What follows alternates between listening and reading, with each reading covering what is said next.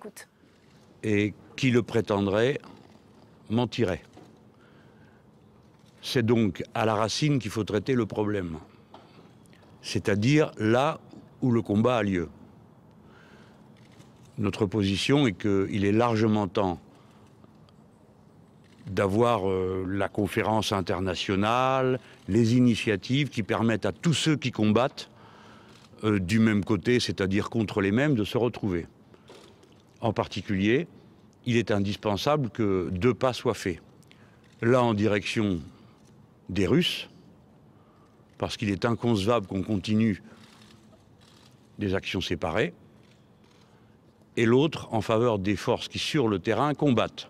Non pas celles dont on aimerait qu'elles combattent, mais celles qui combattent réellement. C'est la raison pour laquelle nous avons appelé à ce que la France soutienne massivement les combattants kurdes et obtienne de la Turquie qu'elle cesse de leur tirer dans le dos. Et les persécutions politiques qui ont lieu en Turquie contre les partis et les regroupements politiques intègrent les Kurdes. Il ne paraît pas raisonnable de continuer des discussions sur les risques en France sans traiter cette question-là. Maintenant, pour ce qui concerne notre pays, à propos de l'état d'urgence, nous mettons en garde contre des effets d'annonce qui sont sans autre résultat que de diminuer nos libertés. Quelle peut être l'efficacité de l'état d'urgence? On aimerait qu'on nous l'explique, sachant qu'il y a déjà plus de 10 lois antiterroristes qui ont été votées. Alors, l'état d'urgence par-dessus le marché, on peut le comprendre pour des périodes brèves, mais installé dans la durée, l'urgence pour 3 mois, c'est plus l'urgence. C'est plus un régime d'exception, ça devient un régime permanent.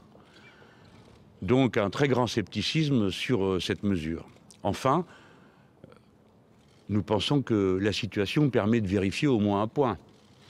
Il n'y a pas de République française sans un État fort. Nous avons besoin d'un État. Un État capable de faire respecter les lois. Et avant de les faire respecter, peut-être tout simplement de les mettre en application. Ce qui nous revient du terrain, c'est que aussi bien gendarmes, militaires, policiers, quels que soient les corps de force de sûreté, tout le monde est à bout de souffle. Il y a là une carence terrible de personnel et de matériel au moment même où tout le monde est d'accord pour dire que ce sont les moyens humains qui sont les moyens décisifs.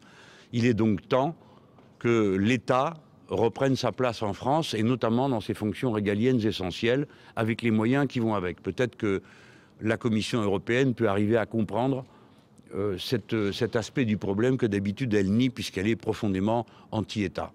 Voilà ce que je peux dire sans aller plus loin, puisque notre intention est que, aussi longtemps que durera le deuil national, nous ne voulons entrer dans aucune polémique.